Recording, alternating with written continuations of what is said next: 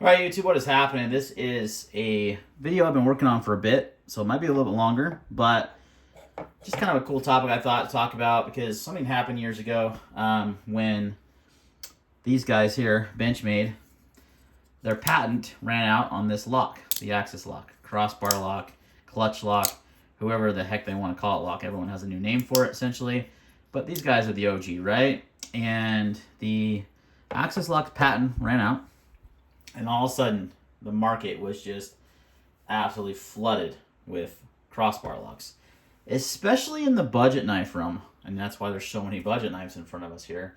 Less so in the premium. I think Hogue might have been the first to get on the bandwagon. I could be wrong. Maybe it was Kaiser. There was a lot that happened so fast, so quick, hard to keep track of all that. So. But since then, some new companies have come along and adopted this, like Kershaw, right? This is the new Bel Air. This is a fantastic USA-made folder, magnet cut steel, crossbar lock, they call it. And yeah, great knife. They came out with the Iridium before that, which is this guy here, budget knife. This has got some good praise. I've had some issues with two now, but we'll see. But they are cheaper Chinese-made knives, so whatever. But there's a lot of things that make a crossbar lock, right? There's one thing that they're not known for is good detents. And what I did is I went through and I picked a bunch of different topics, and I did them based on budget versus premium. And we're just going to kind of rank them and see kind of who makes the best clutch lock, axis lock. Is it still Benchmade? Is it one of these other companies? You know, who makes the best? So the biggest issue, and we're going to start there, is the detent. Most of these don't have a good detent. And what I mean is, you can take this knife and you can typically shake it open like that. See that? That's Kershaw. Opened right up, right? This CM-made knife is really bad. Probably the worst of the bunch. But then you have some that are pretty good, like the SOG XR. This is a crossbar style lock, and this thing, man, has the best detent you've ever seen, like as far as a crossbar lock. Now, it could be because it's a flipper.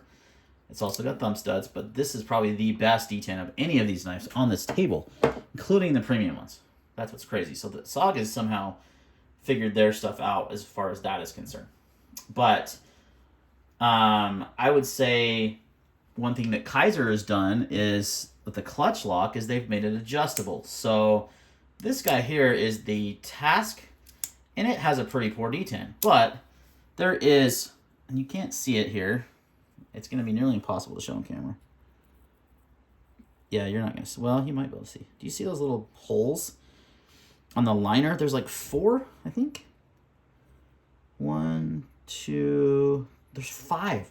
5 different holes. And what that is when you disassemble the knife, you can move the axis, or the omega spring, and move it to one of those other the holes, and it's supposed to help with the detent. It might make it a little stronger. If it was too strong out of the box, you can adjust it. So Kaiser is a big winner there for having an adjustable system. There's a few of these other companies that have kind of followed suit. But out of the box, the SOG is probably the best. Now this CRJB Hector is really good out of the box as far as your detent. Like, it's probably the best next to the SOG, and I would choose this knife over the SOG. That's just a great little folder. But then you have like the O knife, which is made by Kaiser, but for whatever reason they don't utilize the adjustable clutch lock, which is interesting. But this knife by O knife, this is the Heron. This has got a really good detent out of the box.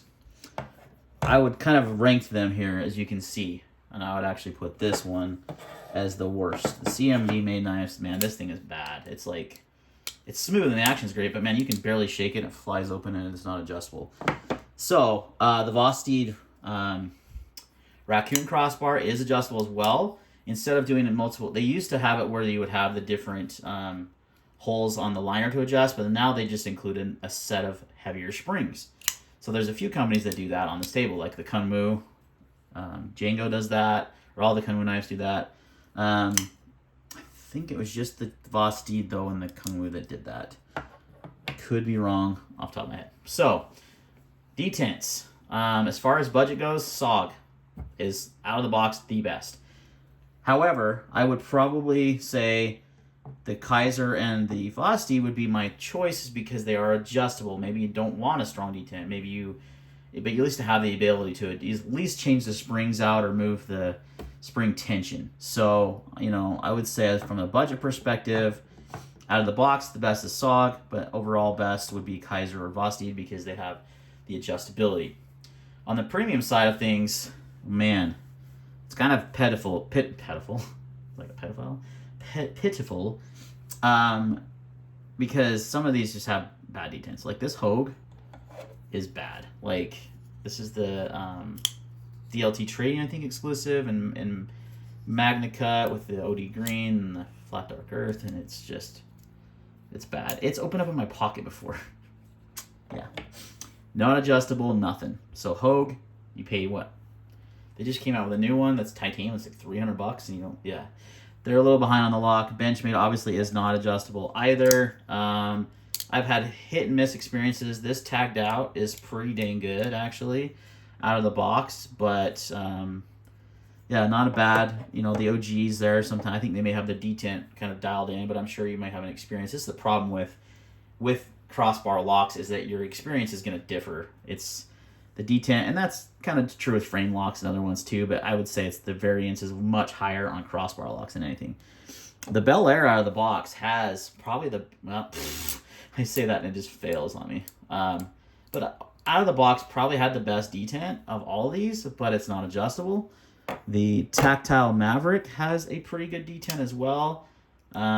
This is a really nice knife for the money. I can't believe these are only $250 because, man, you get premium materials made in the USA. You get, titanium Magna Cut, and it doesn't have the worst detent, but not the best. But this one is also adjustable. You can move that lock bar tension. That's key, I think. And same with the Kunwu. This one has a sick action, so nice, and the detent's a little light, but it's not too bad. And it came with extra spring as well. So, you know, from a premium perspective, I would say the Kunwu and the Tactile Maverick are the best because, again, adjustable.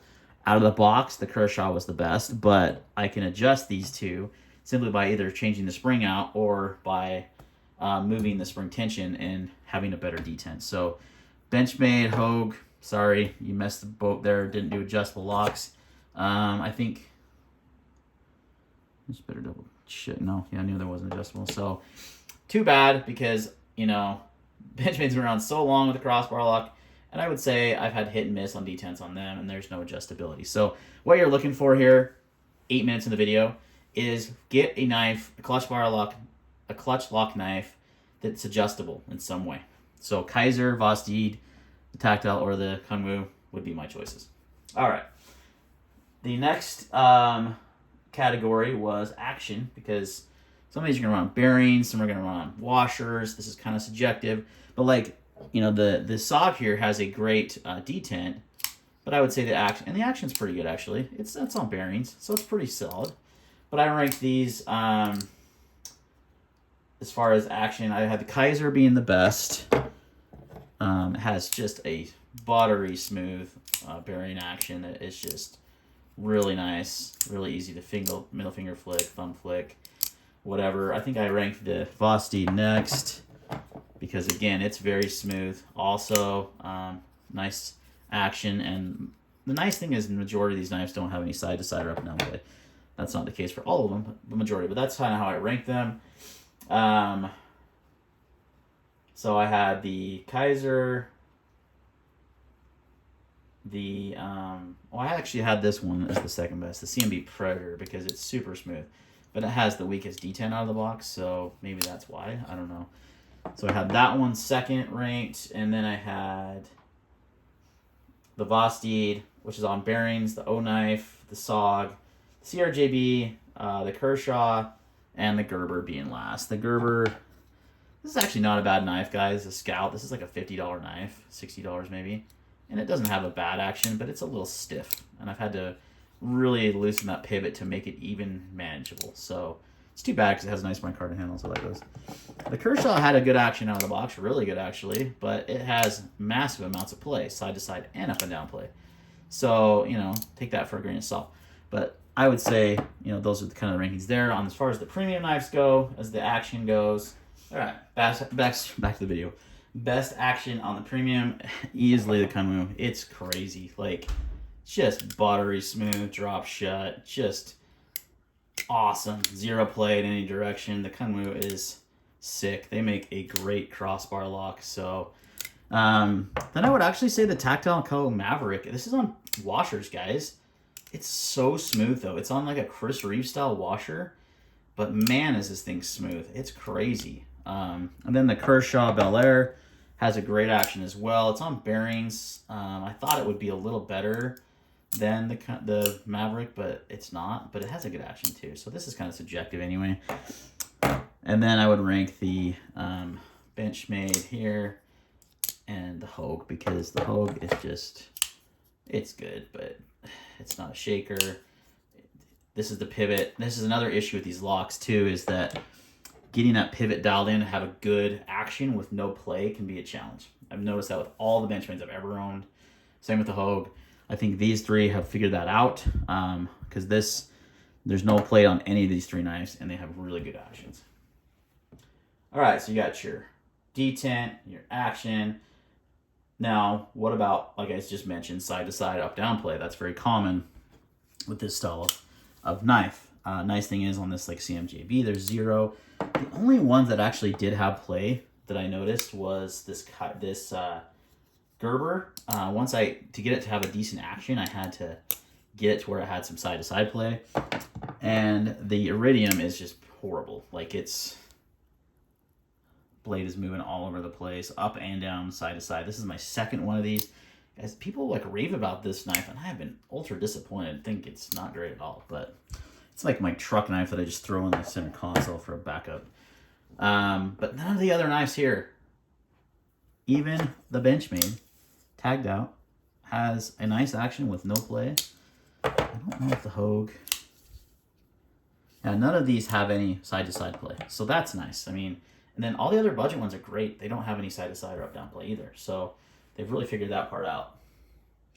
The next part I ranked them on was the lock access. You know, how easy is it to access the access lock, the crossbar lock, you know, when you're messing with a knife? You know, how easy is it to get to that? I ranked the Vosteed #1 because the button is pretty high up over the scale, and it's just really easy to manipulate. And it's got nice purchase, easy to manipulate. So I picked that one first, and then I did, surprisingly, the Gerber. The Gerber button sticks out quite a bit, and it's really easy to manipulate the lock on this as well.